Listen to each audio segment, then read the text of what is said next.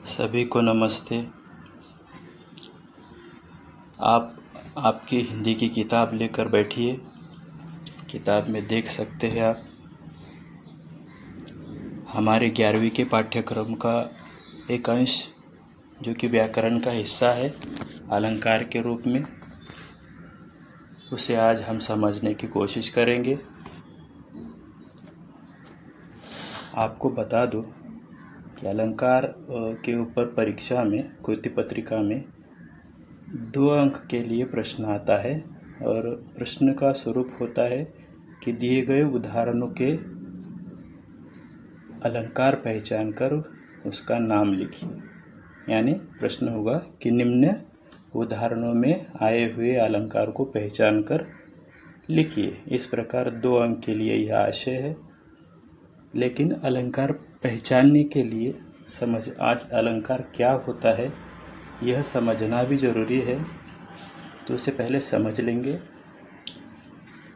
काव्य की शोभा बढ़ाने वाले कारक, गुण, धन अथवा तत्वों को अलंकार कहा जाता है। जिस प्रकार स्वर्ण आदि के आभूषणों से शरीर की शोभा बढ़ती है, उसी प्रकार जिन साधनों से काव्य की सुंदरता में अभिवृद्धि होती है वह अलंकार की उत्पत्ति होती है। अब देखो, अलंकार यह जो शब्द है वह अलम के साथ क्रू धातु लगने से बना हुआ शब्द है अलंकार। अलंकार का दूसरा अर्थ होता है आभूषण। हिंदी के बहुत सारे विद्वानों ने, आचार्यों ने अलंकार की परिभाषा देने की कोशिश की है। उसी में से आशय भामह जी है। उन्होंने अलंकार के बारे में कहा है, शब्द और अर्थ के वैचित्र्य को अलंकार माना जाता है। तो इस प्रकार अलंकार की परिभाषा है। अब यह अलंकार जो है उसके कुछ भेद भी है। किताब में देखो आशय आ भी जाता है। मुख्य रूप से अलंकार के 3 भेद है: शब्दालंकार, अर्थालंकार, उभयालंकार। तो 11वीं के हमारी पाठ्य पुस्तक में अलंकार के जो 3 भेद है उसमें से पहला जो है शब्दालंकार, उसी को हमें समझना है, उसी के भेदों को समझना है। अर्थालंकार क्या है, उसकी भेद क्या है, हम 12वीं की पाठ्य पुस्तक में समझेंगे आगे। और तीसरा जो है तो वह हमें खाली जानना है, परीक्षा में उस पर प्रश्न नहीं आएंगे, समझना भी नहीं। अब देखो इसमें भेद क्या है। तो शब्दालंकार में शब्द के प्रयोग पर रमणीयता आश्रित होती है और शब्द के प्रयोग से आई हुई रमणीयता से हमें शब्दालंकार का बोध होता है। अब उसी प्रकार अर्थालंकार जो है, तो दिए हुए उदाहरण में जो अर्थ में सौंदर्य निहित होता है उससे हम अर्थालंकार पहचान सकते हैं। और उभयालंकार में दोनों कोटि में, यानी रमणीयता, शब्द प्रयोग के रूप में आई हुई रमणीयता और उस उदाहरण की पंक्तियों में निहित सौंदर्य बोध, दोनों बातें उभयालंकार में दिखाई देती है। यहाँ हम शब्दालंकार समझेंगे। अब यह शब्दालंकार जो है उसके फिर आगे से 4 भेद होते हैं। पहला अनुप्रास, दूसरा यमक, तीसरा श्लेष और चौथा वक्रोक्ति। अब यह क्या है, परीक्षा में उदाहरण आएंगे तो उन उदाहरणों के जो भेद है उसमें कौन सा अलंकार उत्पन्न हो रहा है यह हमें खाली समझकर परीक्षा में लिखना है। अब यह देखो पहला अलंकार है, इसे समझेंगे। पाठ्य पुस्तक में दिया हुआ पहला है अनुप्रास। जब काव्य में किसी वर्ण की आवृत्ति 2 या 2 से अधिक बार हो वहाँ अनुप्रास अलंकार होता है। यानी क्या, जो पंक्तियाँ आ रही है उनमें वर्ण की आवृत्ति 2 या 2 से अधिक बार हो रही है। इस प्रकार जहाँ वर्णन आता है तो वहाँ हमें समझ जाना है कि यहाँ पर अनुप्रास अलंकार आ रहा है। देखो भारतेंदु जी का दिया हुआ उदाहरण है पहला, तरनी तनुजा तट तमाल तरुवर बहु छाए। इस उदाहरण को हम अगर ध्यान से देखेंगे, निरीक्षण करेंगे तो हमें पता चलता है कि तरनी में त, तनुजा त, तट त और तमाल त, तरुवर उसमें भी तो आ रहा है, यानी त वर्ण की आवृत्ति यहाँ पर 5 बार हुई है। इससे यह अगर हम पहचान लेते तो हमें पता चल जाता है तुरंत कि यह जो है अनुप्रास अलंकार का उदाहरण है।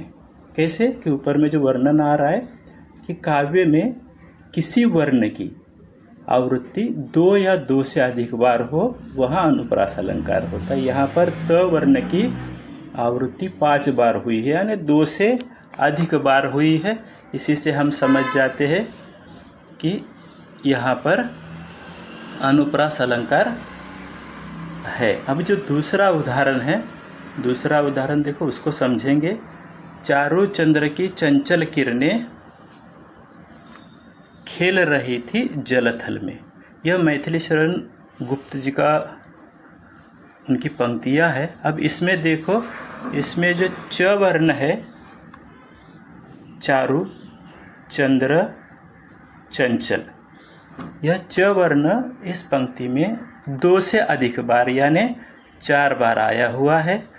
तो यह खाली हम निरीक्षण से देख लेते हैं तो ही समझ जाते हैं कि यहाँ पर जो है अनुप्रास अलंकार दिखाई दे रहा है। अब देखो, आपकी किताब में 49 नंबर के पृष्ठ पर पहुँच जाइए। वहाँ पर दूसरे उदाहरण आ रहे हैं। अब अनुप्रास तो हमने समझ लिया, अनुप्रास में वर्ण की 2 से अधिक बार आवृत्ति होती है, ऐसा जिन पंक्तियों में पाया जाता है उसमें अनुप्रास अलंकार है, हम समझ गए। अब आगे है यमक अलंकार में क्या होता है वह समझेंगे। काव्य में एक ही शब्द की आवृत्ति हो तथा प्रत्येक बार उस शब्द का अर्थ भिन्न हो, वहाँ यमक अलंकार दिखाई देता है। अब देखो, यहाँ पर जो यमक अलंकार की व्याख्या दी, इसमें क्या स्पष्ट किया गया है कि यहाँ पर एक ही शब्द की आवृत्ति होती है और प्रत्येक बार यानी शब्द जितनी बार वह दोहराया जाएगा, इस्तेमाल होगा, हर बार उसका भिन्न मतलब निकलता है। ऐसा जहाँ पर होता है उन पंक्तियों में यमक अलंकार की उत्पत्ति होती है। अब उदाहरण देखेंगे। पहला उदाहरण बिहारी जी का है। कनक कनक ते 100 गुनी मादकता अधिकाय, यही खाए बौराए नर वही पाए बौराए। यहाँ पर देखो, कनक शब्द की जो है आवृत्ति 2 बार हुई है। देखो, पहली बार और जुड़कर उसी के साथ दूसरी बार, यह जो कनक कनक जो शब्द दोहराया गया है तो वह एक ही शब्द है दोहराया गया, लेकिन दोनों शब्द का मतलब अलग होता है। देखो आगे बात आती है कि यही खाए बौराए नर, यानी एक चीज़ ऐसी है जिसे खाने से आदमी बौरा जाता है और दूसरी चीज़ है उसे पाने से बौरा जाता है। तो पहला जो कनक है उसका मतलब होता है धतुरा और दूसरा जो कनक है उसका मतलब होता है सोना। यानी धतुरा खाएंगे तो हम उससे बौरा जाते हैं और जो सोना है उसे पाएंगे तो बौरा जाते हैं। इस प्रकार बिहारी जी वर्णन कर रहे हैं। इन पंक्तियों को खाली हम देख लेंगे, एक बार दृष्टि हमारी गड़ जाएगी तो पता चल जाएगा कि कनक कनक शब्द जुड़कर आया है, इसकी आवृत्ति हुई है, लेकिन हर बार इसका मतलब कुछ तो भिन्न बन रहा है। अब देखो, वैसे ही दूसरा उदाहरण है भूषण जी का है। 3 बेर खाती है सो 3 बेर खाती है। यहाँ पर हम देखेंगे तो पता चल जाएगा कि बेर शब्द जो है उसकी आवृत्ति हुई है। पहली पंक्ति में बेर आया है, 3 बेर खाती, दूसरी पंक्ति में फिर 3 बेर खाती, ऐसा आया है 3 बेर 3 बेर। तो बेर शब्द जो है उसके अर्थ भिन्न भिन्न है। पहली पंक्ति में बेर शब्द का फल यह अर्थ होता है। और दूसरी पंक्ति में जो बेर शब्द आया है उसका मतलब समय या आवृत्ति इस प्रकार है, यानी क्या, 3 बेर खाती यानी 3 फल खाती, सो 3 बेर खाती है। दूसरी पंक्ति है, यानी जो 3 फल खाती है वो 3 बार खाती है, या खाने की आवृत्ति 3 बार होती है। यानी शब्द एक ही है उदाहरण में आया हुआ, लेकिन उससे बनने वाले निकलने वाले अर्थ है वे भिन्न है। ऐसा जहाँ पर हमें दिखाई देता है तो हमें समझना है कि इन पंक्तियों का निहित जो अलंकार है वह यमक अलंकार है। अब अलंकार, शब्दालंकार का तीसरा जो भेद है वह है श्लेष। उसे समझते हुए आगे जाएंगे। जहाँ किसी काव्य में एक शब्द के एक से अधिक अर्थ निकलते हो वहाँ श्लेष अलंकार होता है। यानी श्लेष अलंकार कहाँ हो रहा है? देखो, अनुप्रास में वर्ण की आवृत्ति हो रही है, यमक में शब्द की आवृत्ति हो रही है, लेकिन हर बार उस शब्द से निकलने वाला अर्थ जो है वह भिन्न भिन्न हो रहा है। अब श्लेष में क्या है? तो श्लेष शब्द का पहले अर्थ समझेंगे। श्लेष यानी चिपका हुआ या जुड़ा हुआ, यानी जो आए हुए शब्द है उससे कुछ जुड़ा है, ऐसा जहाँ पर होता है वहाँ पर श्लेष अलंकार है, यह हम समझ सकते हैं। वर्णन में दिया भी कैसे कि जहाँ किसी काव्य में एक शब्द के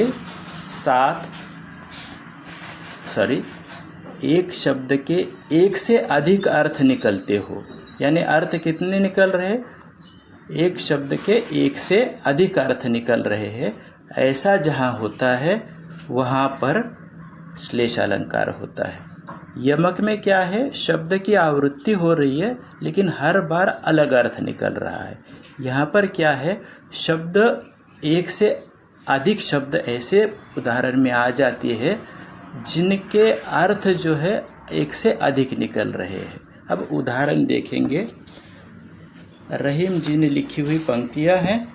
रहीमन पानी राखिए, बिन पानी सब सून, पानी गए न उबरे, मोती मानस चून।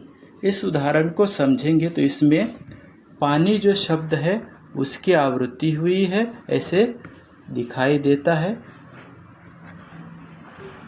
देखो, यहाँ पर पानी शब्द पहली पंक्ति में 2 बार आया है, तीसरी पंक्ति में 1 बार आया है, और उससे आगे जो है मोती मानस चून, यानी ये अलग अलग 3 शब्द है। उसको देख के हम समझेंगे तो पता चलता है कि पानी शब्द जो है वह शब्द हर बार उससे भिन्न अर्थ निकल रहा है। अब वह कैसे? तो मोती जैसे समझेंगे तो मोती को पकड़कर यह उदाहरण समझने की कोशिश करेंगे। रहीमन पानी राखिए, तो मोती जो होता है उसकी कांति जो होती है वह बचाई जाती है, उससे लेकर पहला अर्थ होता है कि कांति। रहीमन कांति राखिए, बिन कांति सब सुन, कांति गए न उबरे, मोती मानस चून। अब इसी को मोती की बजाय मानुष यानी मानव, आदमी ऐसे समझकर उसका अर्थ समझेंगे तो पता चल जाएगा कि पानी शब्द का यहाँ पर आत्मसम्मान यह अर्थ हो रहा है। अब देखो, मानुष की दृष्टि से रहीमन आत्मसम्मान राखिए, बिन आत्मसम्मान सब सुन, आत्मसम्मान गए न उबरे, मोती मानस चून। और तीसरा जो है चून, यानी जो सफ़ेद पदार्थ होता है, चूना जिसे कहेंगे, वह चून है। उसे क्या बचाना होता है? तो उसे जल बचाना होता है। तो यह पानी शब्द का तीसरा मतलब है जल। रहीमन जल राखिए, बिन जल सब सुन, जल गए न उबरे, मोती मानस चून। यानी एक ही शब्द है पानी, उसके साथ 3 भिन्न अर्थ चिपके हुए हैं, जुड़े हुए हैं। ऐसा जहाँ होता है वहाँ हमें श्लेष अलंकार निहित है ऐसे दिखाई देता है, या श्लेष अलंकार की उत्पत्ति हो रही है, ऐसा हम समझ सकते हैं। अब जो अपनी पाठ्य पुस्तक का दूसरा उदाहरण उसको समझेंगे। चिर जीवो जोरी जुरे, क्यों न स्नेह गंभीर, को घटी वे वृषभानुजा, वे हलदर के वीर। यहाँ पर जो है वृषभानुजा जो शब्द आया है, तो वृषभानुजा यानी यह जो है यह शब्द और हलधर यह शब्द एक साथ इसके दो भिन्न अर्थ बनते हैं। पहले देखो, वृषभानुजा का मतलब होता है वृषभ की अनुजा। वृषभ यानी बैल, बैल की बहन यानी वृषभानुजा, ऐसे एक अर्थ हुआ। और दूसरा अर्थ होता है जो बिहारी जी को यहाँ पर अभिप्रेत है, वह है वृषभानु की पुत्री, यानी कौन? राधा या रुक्मिणी। यानी रुक्मिणी जी के पिता का नाम ऋषभ था, ऋषभ की पुत्री यानी वृषभानुजा। ऐसे यानी वृषभानुजा शब्द में दो भिन्न भिन्न अर्थ यहाँ पर निहित हमें दिखाई देते हैं।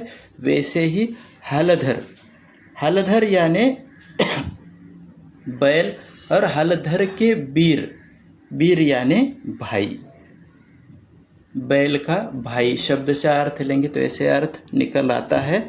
लेकिन यहाँ पर बिहारी जी ने हलधर, यह जो शब्द है, बलराम जो थे कृष्ण जी के भाई, वे हल उनका शस्त्र था, तो उन्हें हलधर के नाम से जाना जाता है। तो यहाँ पर हलधर के वीर यानी कृष्ण जी। यानी इन पंक्तियों में राधा या रुक्मिणी जी का, कृष्ण जी का, ऐसे दोनों का वर्णन आ रहा है। उनका वर्णन करने के लिए जो इस्तेमाल किए हुए शब्द है वे है वृषभानुजा तथा हलधर। लेकिन वही शब्द से दूसरे भी अर्थ जुड़े हैं। इस कारण जहाँ पर वर्णन क्या है, श्लेष में क्या, श्लेष यानी चिपका हुआ, तो यहाँ पर हम पाते हैं कि जहाँ पर उदाहरण में शब्द के साथ एक से अधिक अर्थ, भिन्न अर्थ जुड़े हुए हैं, भिन्न अर्थ निकलते हैं, ऐसा जिन पंक्तियों में होता है उनका अलंकार श्लेष अलंकार होता है। यहाँ तक तो आप समझ गए होंगे। अब फिर से हम अपनी किताब के 38 नंबर के पृष्ठ पर पहुँच जाते हैं। अब तक हमने अलंकार, शब्दालंकार जो है उसके 3 भेद जो है, अनुप्रास, यमक, श्लेष क्या होते हैं, कैसे होते हैं, समझ लिया। अब एक ही प्रकार बचा है, वह है वक्रोक्ति। वक्ता के कथन का श्रोता द्वारा वक्ता के अभिप्रेत आशय से चमत्कार पूर्ण भिन्न अर्थ लगाया जाए, वहाँ वक्रोक्ति अलंकार होता है। अब देखो यहाँ क्या बताया जा रहा है कि जो कथन है वक्ता के कथन का, यानी वक्ता कथन कर रहा है, उसका श्रोता यानी सुनने वाला, वह जो है वक्ता के अभिप्रेत अर्थ आशय से, यानी वक्ता के मन में उन शब्दों का जो आशय है उससे चमत्कार पूर्ण, यानी उससे कुछ भिन्न अर्थ जहाँ पर श्रोता द्वारा लगाया जाता है, ऐसा जहाँ होता है वहाँ पर वक्रोक्ति अलंकार होता है। अब उदाहरण समझेंगे। पहला उदाहरण है रसकेश जी का। को तुम इत आए कहाँ, घनश्याम हो तो कितहु बरसो, चितचोर कहावत है हम तो, तह जाऊ जहाँ धन है सरसो, ऋषिकेश नए रंगलाल भरे, कहु जाए लगो तीय के गरसो, बलि पे जो लाखों मनमोहन है, पुनि पौरी लला पग क्यों परसो। इस प्रकार ऋषिकेश जी का यह उदाहरण है। इस उदाहरण में, एक उदाहरण में खाली एक करेक्शन है, उतना जानना जरूरी है आपको। यह जो उदाहरण दिया हुआ है इसमें को तुम, इसके बाद प्रश्न चिन्ह बना लेना। यह जो को तुम शब्द आया है, यहाँ पर थोड़ा बड़ा करके समझा देता हूँ तो आप समझ पाओगे। यह जो को तुम है, यह तुम के बाद हमें प्रश्न चिन्ह बना लेना है। जैसे कहाँ के बाद है, वैसे को तुम के बाद भी एक प्रश्न चिन्ह बना लेना। उतना खाली परिवर्तन है, सुधार है। अब देखो यहाँ पर जो है घनश्याम शब्द आया है और चितचोर शब्द है। यह जो दो शब्द है वह भिन्न अर्थ व्यक्त करते हैं। देखो घनश्याम और चितचोर। इस उदाहरण में घनश्याम जो है तो घनश्याम शब्द के दो अर्थ निकलते हैं। कवि ने, रसकेश जी ने इस शब्द का कृष्ण जी के लिए इस शब्द का इस्तेमाल किया। यानी उन्होंने जो शब्द इस्तेमाल किया वह घनश्याम शब्द कृष्ण जी के लिए इस्तेमाल किया। इस शब्द का दूसरा अर्थ होता है बादल। तो पढ़ते समय वक्ता जो है, वक्ता घनश्याम शब्द का कृष्ण शब्द के रूप में इस्तेमाल कर रहा है, कृष्ण के अर्थ में। और जो पाठक है, श्रोता है, वह सुनते समय या पढ़ते समय उसको अगर बादल समझ के पढ़ता है तो भी उसको वह शब्द उचित ही लगता है, क्योंकि वह शब्द दो अर्थों को व्यक्त कर रहा है।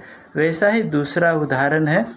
दूसरे उदाहरण में देखो, चितचोर जो है, चितचोर का एक मतलब होता है चोर और दूसरा मतलब होता है कृष्ण।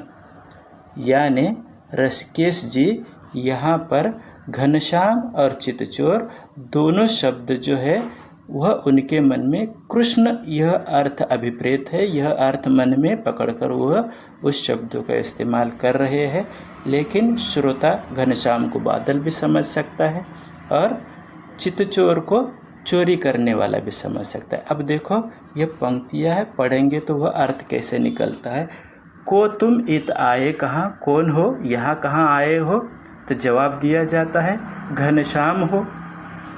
जब मिलता है जवाब कि घनश्याम हूँ, तो वो राधा जी कहती है कि घनश्याम हो यानी बादल हो तो कहीं और जाकर बरसो, यहाँ क्यों आए हो। यानी बादल इस रूप से वह अर्थ सुनने वाला अर्थ ले रहा है। यानी राधा जी कृष्ण खुद को घनश्याम कह रहे हैं, संबोधित कर रहे हैं, तो राधा उसका बादल यह अर्थ लेकर कह रही है कि बादल हो तो कहीं और जाकर बरसो। दूसरी पंक्ति में तो चितचोर कहावत है हम, तो कृष्ण जी कहते हैं कि हमें चितचोर कहा जाता है। तो राधा जी कहती है तह जाऊ जहाँ धन है सरसों, यानी चोर हो तो वहाँ जाओ जहाँ पर धन की मात्रा अधिक है। इस प्रकार जहाँ पर वक्ता के कथन का श्रोता द्वारा अर्थ जो है वह चमत्कारिक रूप से भिन्न अर्थ निकलता है, ऐसा जहाँ होता है वहाँ पर वक्रोक्ति अलंकार की उत्पत्ति होती है।